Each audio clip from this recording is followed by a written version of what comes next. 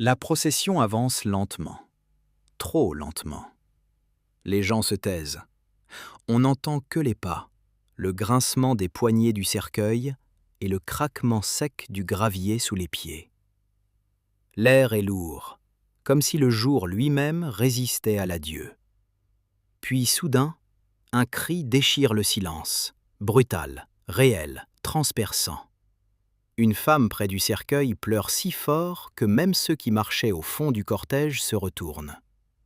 Elle appelle le défunt par son nom, énumère ses années, ses mérites, ses rôles. Elle le supplie de ne pas partir, comme s'il pouvait encore entendre. De l'extérieur, on dirait la personne la plus proche, mais la vérité est différente. Elle le voit pour la première fois de sa vie. On l'a invitée pour pleurer. C'est une pleureuse professionnelle. Dans cette vidéo, vous découvrirez pourquoi aux funérailles ne pleuraient pas seulement les proches, qui étaient les pleureuses engagées, et pourquoi le chagrin était transformé en rituel. Comment fonctionnait cette profession? Comment on formait la voix du deuil? Et pourquoi la mémoire devait résonner à voix haute? Dans l'histoire, il existait une véritable profession, pleurer les morts d'inconnus. Pas symboliquement, pas au sens figuré, littéralement, sur demande, selon le rite, selon la tradition, selon des règles, selon une structure. Dans de nombreuses cultures, ce n'était pas considéré comme étrange, mais comme une partie nécessaire du rituel funéraire. Car pendant longtemps, la mort était un événement public, pas privé, pas fermé, pas silencieux. Elle se déroulait sous les yeux de tous. Aujourd'hui, les funérailles sont le plus souvent calmes et retenues. Un court discours, une minute de silence, des fleurs, des gestes mesurés. La voix posée d'un prêtre ou d'un officiant. Les émotions restent à l'intérieur. Mais durant la majeure partie de l'histoire, l'adieu aux morts était un acte tourné vers l'extérieur, bruyant, visible, audible, entouré de foule. Ce n'était pas seulement une perte, c'était la mémoire, c'était le statut. C'était la reconnaissance de l'importance d'une personne dans la société. Les funérailles parlaient de la vie à travers la mort. Plus la vie était visible, plus l'adieu devait l'être. Si la personne avait une position, cela devait s'entendre. Si elle était riche, cela devait se voir. Si elle comptait, cela devait résonner. Un deuil trop discret ressemblait à de l'indifférence. Comme si la personne était partie sans que personne ne réponde. Comme si sa vie n'avait laissé aucune trace. Alors on renforçait le chagrin, on le créait, on le soutenait, on l'organisait. Parfois avec des voix invitées.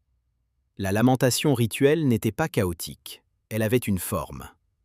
Les plus anciennes représentations de ces lamentations se trouvent dans l'Égypte antique.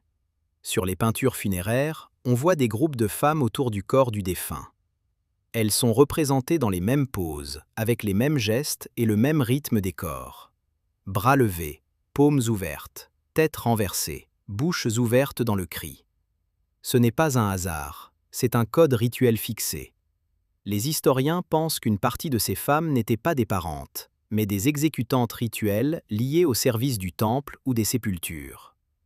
Pendant la cérémonie, 2 pleureuses principales occupaient des places particulières, à la tête et au pied du corps. Cela créait un axe symbolique, début et fin du chemin. Elles prononçaient des formules de deuil établies, des invocations sacrées, des lignes répétées. Le nom du défunt était inséré dans une structure préparée, comme une clé dans une serrure. Des mouvements rythmiques accompagnaient la plainte, balancement du corps, coup de paume sur la poitrine, mouvement de tête. Le deuil devenait mouvement. Ce n'était pas un débordement d'émotions, mais un rite construit, comme une cérémonie, comme un office, comme un scénario. Dans la Grèce antique, les lamentations rituelles étaient si répandues qu'elles formaient des genres distincts. Il existait des formes de chants funèbres féminins, domestiques, de rue, processionnels. Certaines femmes se spécialisaient dans cet art. On les invitait à l'avance, parfois des jours avant, parfois immédiatement après la mort. Elles se préparaient, recueillaient des détails, rassemblaient des faits. La lamentation était souvent construite comme un dialogue avec le défunt. Pourquoi es-tu parti? Pourquoi si tôt? Qui as-tu laissé derrière toi? Qui fermera les portes de la maison maintenant? Qui protégera les enfants? Qui allumera le feu?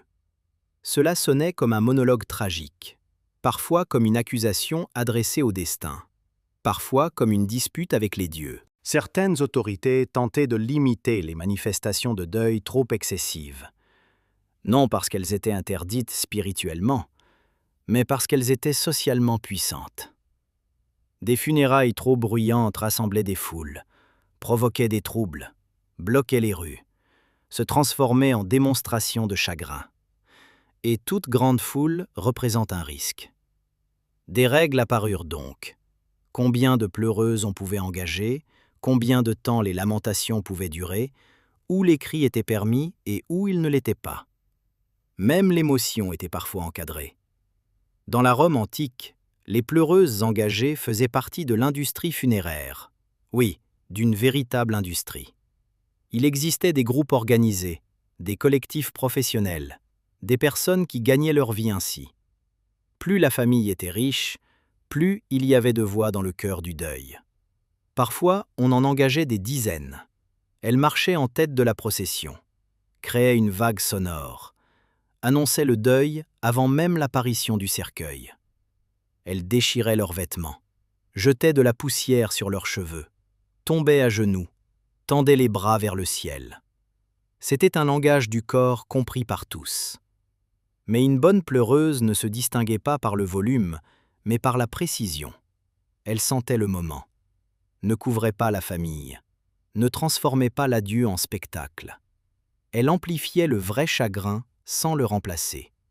Selon les régions, la tradition a duré plus ou moins longtemps. Elle a disparu tôt dans certains endroits, a survécu jusqu'au siècle dernier dans d'autres. Dans les villages d'Europe de l'Est, les pleureuses étaient connues personnellement. On les invitait comme des maîtresses de la parole. Elles savaient parler de la vie d'une personne comme personne d'autre. La lamentation devenait une biographie orale, parfois la seule. Car la plupart des gens ne laissaient ni livres, ni lettres, ni archives, seulement la mémoire et la voix. Une pleureuse expérimentée dirigeait l'assemblée comme une oratrice, ou intensifier, ou ralentir, ou répéter le nom, ou passer au murmure, ou laisser agir le silence. La pause était un outil. Dans la pause, les voix des proches se brisaient. Les vraies larmes commençaient. Des témoignages décrivent le même effet. La maison est silencieuse, contenue, figée. La lamentation commence, et en quelques minutes, tout le monde pleure. Le rituel ouvrait l'émotion. Il donnait la permission de ressentir à voix haute. La profession était lourde, pas seulement physiquement, mais émotionnellement. Un contact constant avec la mort, la douleur et le chagrin des autres. Certaines pleureuses disaient qu'elles ramenaient la peine d'autrui chez elles. C'est pourquoi il existait aussi des rites de purification pour elles après les funérailles. L'attitude envers cette profession a toujours été partagée. Certains disaient que c'était une fausseté, d'autres un service. Mais la tradition a tenu des siècles, parce que les gens avaient besoin que l'adieu résonne. Pendant longtemps, la chose la plus effrayante n'était pas de mourir, mais de partir dans le silence. Parfois, le talent d'une pleureuse était évalué à l'avance. Dans certaines régions, il existait des épreuves informelles de la voix. La femme devait montrer comment elle tenait une longue phrase sans reprendre souffle, comment elle passait du cri au murmure, comment elle soutenait une pause sans briser la tension. Cela ressemble à une formation théâtrale, et en réalité, ça l'était. Seulement la scène était une cour, une maison ou un chemin de cimetière. Les meilleures pleureuses possédaient leur propre vocabulaire de formules. Des images prêtes, la route, le pont, le sommeil, la porte qui se ferme, la lumière qui s'éteint. Mais à l'intérieur de chaque formule restait toujours une place pour le nom et les détails de la vie. C'est pourquoi le texte sonnait à la fois familier et unique. Les gens entendaient la structure et entendaient la personne. Il existait aussi des règles éthiques non écrites. On ne pouvait pas commencer trop tôt, avant que la famille ne s'approche du corps. On ne pouvait pas rire sur le chemin après le rite. On ne pouvait pas prendre de nourriture dans la maison du défunt. On croyait que la voix prenait sur elle une partie du passage et devaient être protégées. Certaines pleureuses gardaient le silence jusqu'au soir pour retrouver leur souffle. Des témoignages indiquent que les pleureuses étaient parfois invitées non seulement aux funérailles, mais aussi aux anniversaires de décès, quand la mémoire faiblissait, quand la famille commençait à se taire. Leur voix relevait l'histoire de la personne et rendait son nom à l'espace commun. Ainsi, le pleur ne devenait pas seulement le son de la perte, mais un instrument de mémoire, presque une archive prononcée à voix haute. Tant que le nom est dit, la personne ne disparaît pas complètement. Et c'est pour cela que ce travail a été accompli encore et encore, siècle après siècle.